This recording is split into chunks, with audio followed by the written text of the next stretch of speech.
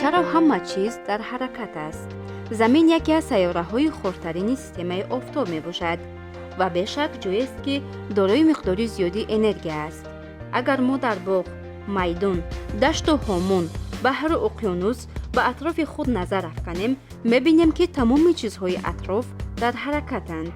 آدمان رفت و آمد میکنند، حیوان، طیاره، ماشین، کمت‌ها، اینچنین شمال، آب بحر، دریا در حرکتند.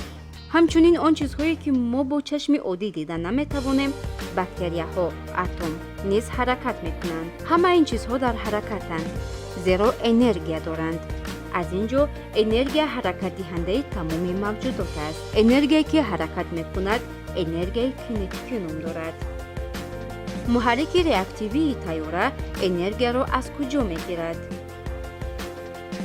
در محرک ریاکتیوی کراسین برای سوزشواری که مثل بنزین است استفاده می شود.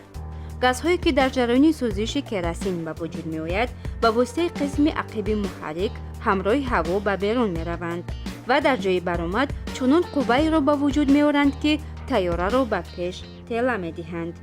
انرژی برای حرکت طیاره ضرور در محرک از انرژی کیمیایی کراسین به وجود می آید. اما البته آنها به سلامتی ما و محیط اطراف ضررآور می باشند. در ترکیب دودی حاصل شده مواد ضررآور از قبیل مرکوری موجود است که در نتیجه با خاک و آب آمیخته شده زهرآلود می کند و احتمال به خوراک چروا و حیوانات آبی گذشتنشان موجود است.